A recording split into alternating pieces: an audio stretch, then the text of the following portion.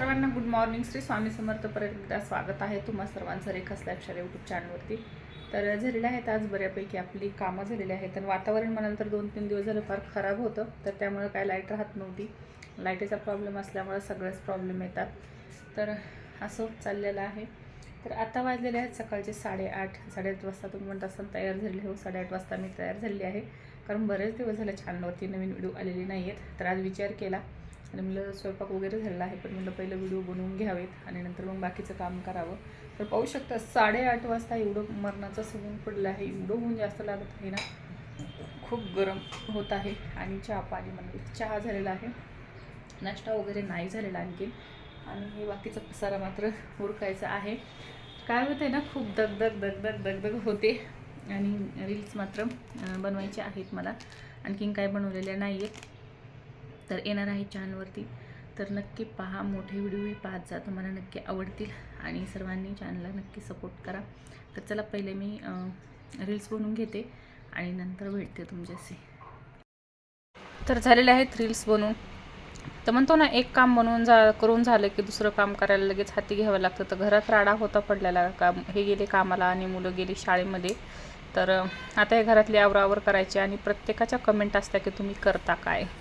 तर मला त्या कमेंटचं उत्तर काय द्यावं हे कधी कधी सांगते मी गृहिणी आहे, किंवा काय नेमकं काय काम करते हे कसं सांगणार ना. आता प्रत्येकाला समजून घ्यायला पाहिजे की गृहिणी जरी असली तर सर्वात जास्त मी तर म्हणून गृहिणीलाच काम असतं.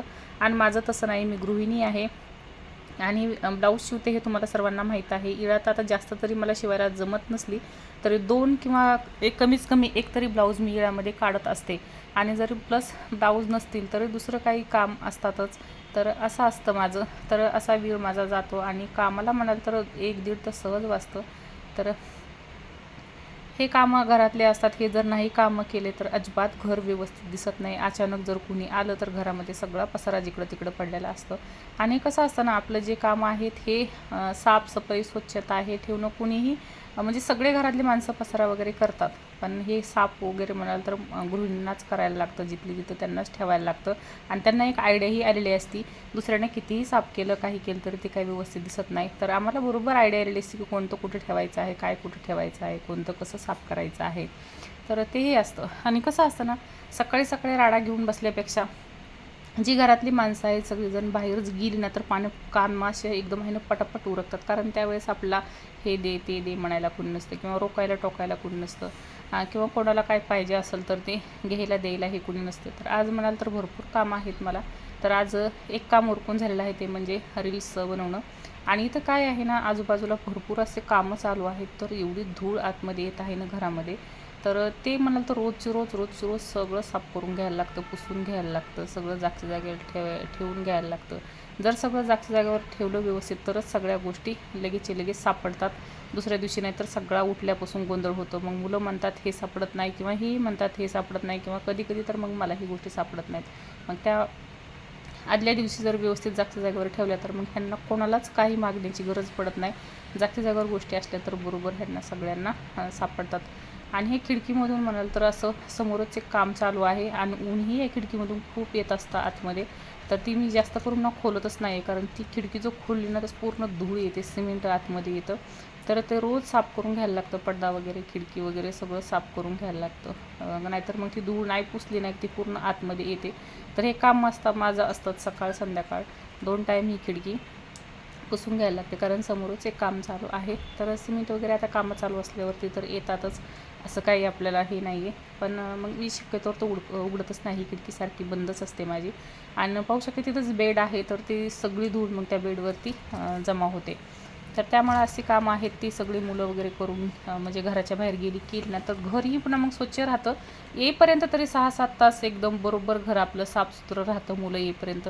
आणि पाहू शकता ही जी मशीन आहे आणि ही खुर्च्या आहेत इथं, म्हणजे मशीनवरतीही कपडे असतात आणि खुर्च्यांवरतीही कपडे असतात. महाराष्ट्रात मी जर म्हणलं असं एकही घर सापडणार नाही की ज्या खुर्चीवर कपडे नाहीत. मी तर प्रत्येक ठिकाणी जात आहे, कुठेही जा खुर्च्या असतात बसण्यासाठी, पण माझ्या घरात तरी ना त्या खुर्च्यावरती असं ना कपड्यांचा ढिगारा असतात. आणि हे म्हणाल तर गाऊन वगैरे आहेत. तर ज्या काही ताई आहेत शेजारी पाजारी आहेत त्या ताईंच्या ह्यांचे टिपा वगैरे मारायला गाऊन आलेले आहेत, आणि टिपा वगैरे मारून मी आता ठेवणार कुठं म्हणून त्यामुळं मशीनवरती ठेवलेले आहेत, पण ते खाली पडतात. मग तेही व्यवस्थित घड्या वगैरे करून ठेवायला लागतात. तर असे माझे जे दिवसभर कामं चालूच असतात. असं नाही आहे की एकदम मी असं फक्त यूट्यूबच करत आहे किंवा एकदम यूट्यूबवरतीच बसलेली आहे, असं नाही आहे. घरातली सगळी कामं करून आपला संसार सांभाळून कमीत कमी यामध्ये 200 रुपये कमवून कमीत कमी सांगत आहे बरं का.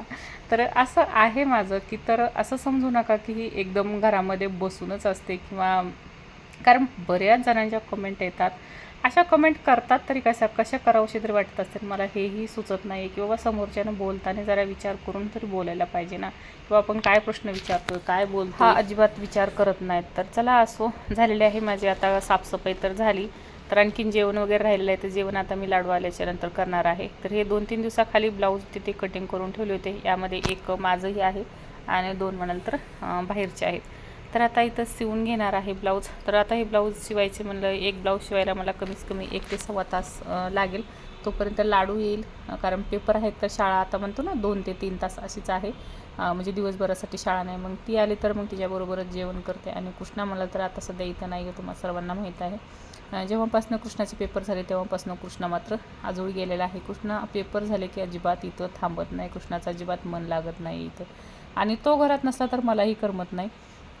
आणि आज म्हणाल तर मी एकदम आजीबाईचा लूक घेतलेला आहे. तुम्हाला बघून मला समजतच असं, आणि मलाही खूप बोरिंग वाटत होतं. पण नंतर विचार केला, म्हणलं जाऊ द्या, कधीतरी असं कधीतरी कसं छान वाटतं. पण एकदम साडी वगैरे असते ना की गोंधळून गेल्यासारखं होतं.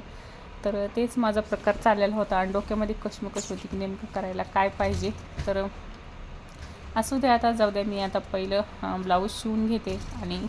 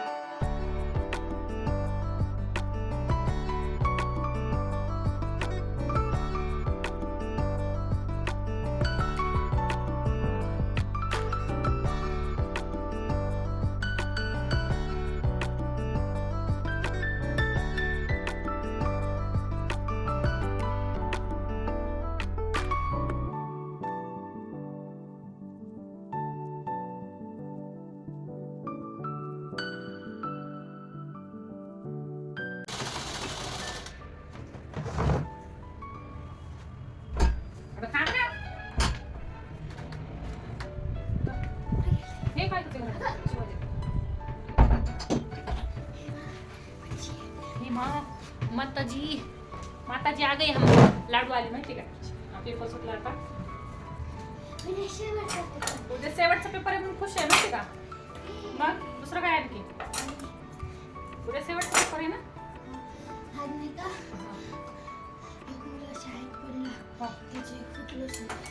काय काय म्हणून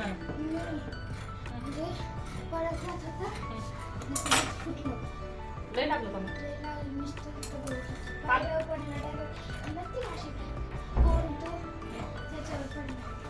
पालक आणते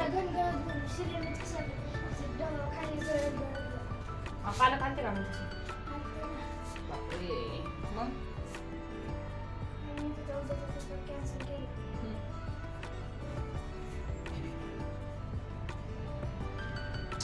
नंतर शिवून झाल्याच्या नंतर असं चेक करायचं इथंच, नाहीतर मग पुन्हा गोंधळ होऊ शकतो. माझं शर्ट कुठे?